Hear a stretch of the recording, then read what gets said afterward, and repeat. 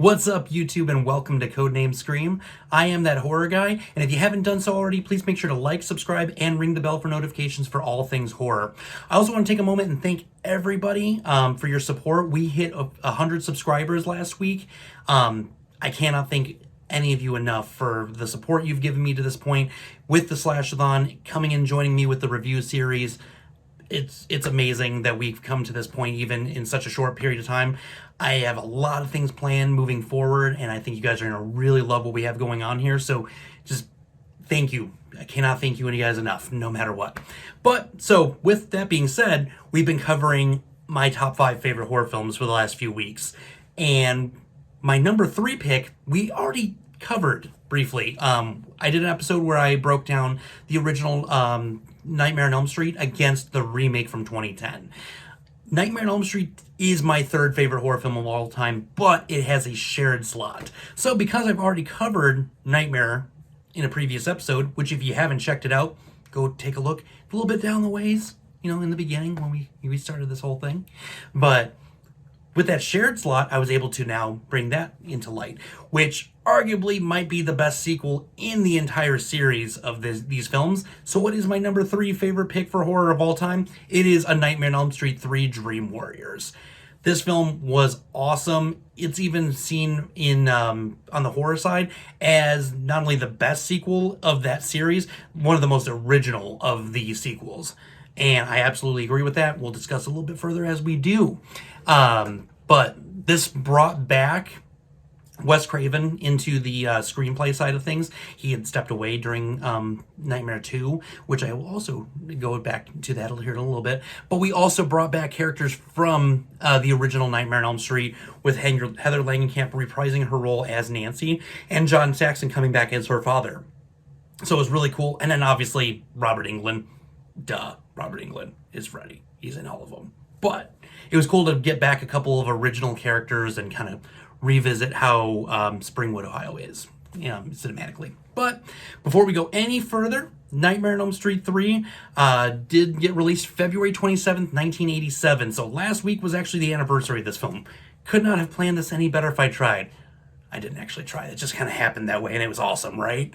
But the film was shot for about $4.3 to $4.6 million for a budget. Not a conclusive number. As we know, there's not really any conclusive numbers with these at the end. But it ended up grossing $44.8 million in the box office. If you were to adjust that for 2021 inflation, we'd be looking at $103.1 million. Big money for this film. And actually, the success of this film is what continued the Nightmare on Elm Street series. Again, another thing I'm going to get to here in a moment. So some of you may have seen this, some of you may not. For those of you that haven't, I'm just going to do a brief synopsis of the film. So spoiler alert, as usual, on how these go. Nightmare 3 took place in 87, and it followed the events of the second film. It surrounds Kristen Parker, who is portrayed by Patricia Arquette. She's getting chased by Freddy, as they do. He ends up making it look like she's trying to attempt suicide in her bathroom when he attacks her. So her mother, that thinks that she's actually suicidal, checks her into Weston Hills Psychiatric Hospital. So she ends up being in Weston Hills, and Neil Gordon is taking care of her and brings in a new intern therapist who is Nancy from our original film. She helps her actually calm down because she's having an episode when she first gets checked in. And Nancy ends up reciting Freddy's nursery rhyme. How that would be calming to anybody. I understand what they were going for. Oh, you understand how I'm feeling and whatnot. That's not a calming nursery rhyme by any means. Anyways, we end up meeting the rest of Dr. Neil Gordon's patients. We've got Philip, we've got Kincaid, we've got Jennifer, and we've got Will and Taryn and Joey. And each one of them with their various issues as to why they've been checked in. Flash forward a little bit for a moment, and Kristen's having a nightmare in the hospital and somehow pulls Nancy into her dream. Nancy's like well awake and then falls back, and she's in the dream. Comes across Freddy for the first time since the first movie, and then over the next couple nights, Freddy ends up killing a couple of the kids. Philip, he ends up throwing him off the roof, doing the whole marionette thing. Jennifer, he ends up smashing her head into the television, which is the best, one-liner, welcome to prime time, bitch. Love it. So then they ended up getting into a group session. It turns out that the patients that are actually in there are all surviving children of the Elm St parents. The parents that actually killed Freddy, and the backstory we got from Nightmare 1. So these are the last of those kids. And that's why he's targeting them specifically. They end up using a group hypnosis to get each other into one cohesive nightmare. This is how they're going to try and defeat Freddy. Down the line, Joey ends up falling into a coma and perpetually stuck in this nightmare state, not even dream state. He's in this nightmare state, and so they have to go back to save him. Each one of them has a particular power in their in the nightmare, and that was a spin on this that I really loved. Each one of them was able to bring to the table a different dream power that they could use against Freddy. And it's awesome. It's super over the top cheesy 80s. And we end up scrolling a little bit ahead. It turns out we get Freddy's backstory a little bit further. Neil Gordon keeps seeing a nun all the time, and ends up being Freddy's mother was a nun and gets locked away in a hospital. She's in a psychiatric hospital, gets locked away by accident over the weekend. And I discussed this in a previous episode as well, where over 100 inmates end up doing terrible things to her. She ends up being pregnant with Freddy, and that was where this storyline kind of came into play. But it turns out if they are to find his bones and give it a proper burial with a blessing, they can actually eliminate Freddy as a whole. So that's Neil Gordon's entire role in this, after he realizes that, this whole nightmare thing's actually a real deal. We end up getting to the final spot here.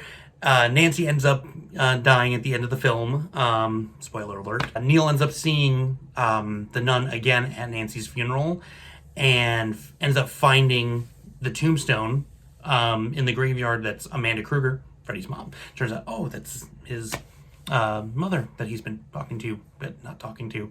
Kind of a weird thing, right? Seeing people. But the end of the film is a miniature papier-mâché version of the house, 1428 Elm.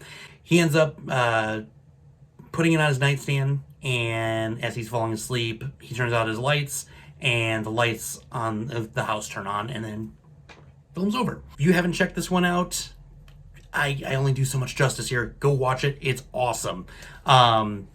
This film, the studio New Line Cinema was really hesitant about even doing a third film because the second film had flopped so tremendously.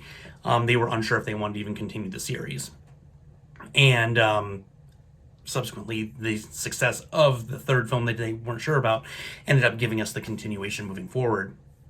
Wes Craven had an initial treatment for this film that Freddy was going to be haunting the actors and actresses of that are filming a Nightmare on Elm Street sequel. And New Line shot the entire idea down, and then funny enough, we get it in Wes Craven's New Nightmare.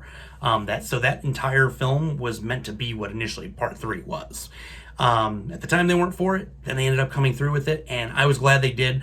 That entire meta take on the Freddy story was really awesome. Also, John Saxon, actor in both Nightmare 1 and 3, and Robert Englund both also had written scripts for Nightmare 3. Both had a different take on it. John Saxon's version wanted to be called How the Nightmare on Elm Street All Began, and it was going to be meant to be a prequel about Freddy actually was innocent and set up by the Manson family, and they would be the ones that actually did the murders, and then he's seeking revenge on the people that killed him. Instead of burning him alive, they were going to lynching him. And so kind of glad that one didn't work out. That seemed kind of a cop-out in my opinion. Robert Englund's, he wanted to call it Freddy's Funhouse, and it was actually going to be based around Tina Gray's older sister. Tina Gray was in the original Nightmare film, the first victim on screen, and it was to be, her sister was in college at the time, ends up coming to Springwood to investigate how she died. And the thing I liked about this was it was also going to be meant that Freddy took the 1428 Elm house and he keeps it for himself in the dream world, and he sets up booby traps to the entire house, similar to ones that Nancy made for him. I thought that entire take would have been really cool. They ended up using it for a pilot episode for Freddy's Nightmares later on. So it ended up getting the light of day that it deserved both, but no matter what we got for Nightmare 3 ended up working out really good. There's actually a phenomenal documentary called Never Sleep Again, the Elm Street Legacy. And this thing about 6 to 8 hours long, give or take. And it goes deep into the back history of this film. I highly recommend taking time, little bits at a time, and watching that entire documentary. It covers the entire Elm Street films, as well as it touches base on Freddy vs. Jason. One thing about this is the music was awesome. Dokken with the theme song, Dream Warriors. Every horror fan in the world loves that and owns it on vinyl. And if they don't, they should. They also had another song in the beginning of the film that's playing lightly on the radio while Kristen's putting together her papier-mâché house. But the thing that's really great about all this is Nightmare on Elm Street 3's actual score is done by Angelo Badalamenti, one of the best composers, I feel like, bar none.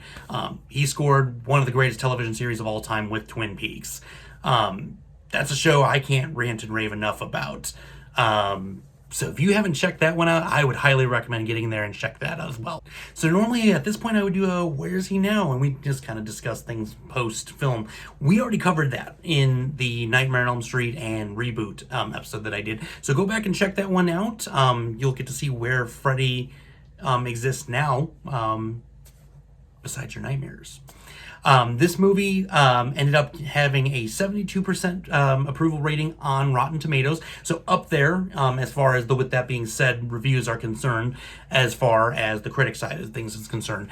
Came out and actually had some very positive reviews. Something that I have not seen with some of the other films that I've covered to this point, where the film actually was well received along the board. So I can't rant and rave enough about this movie anymore. I already said it. I'm going to say it again. Go check it out. Go check out the rest of the movies while they're at it. Freddy Krueger's arguably one of the most iconic horror villains of all time. With that being said, next week we'll be stepping away from my top 5 momentarily. I do have my 4th and 5th picks for you guys coming up, but we're starting to see new horror coming out, which is amazing. So next week, I'm actually going to be covering the 2021 Wrong Turn reboot. I'm not going to compare it to the original. I'm just going to do a straight review of the new film. It just got a VOD and streaming release here this previous week. So I'm going to go ahead and take a look at that, and that's going to be the first of many to come. So next week, we will step away so you guys get my take on 2021's Wrong Turn. So with that being said, scare you later, YouTube.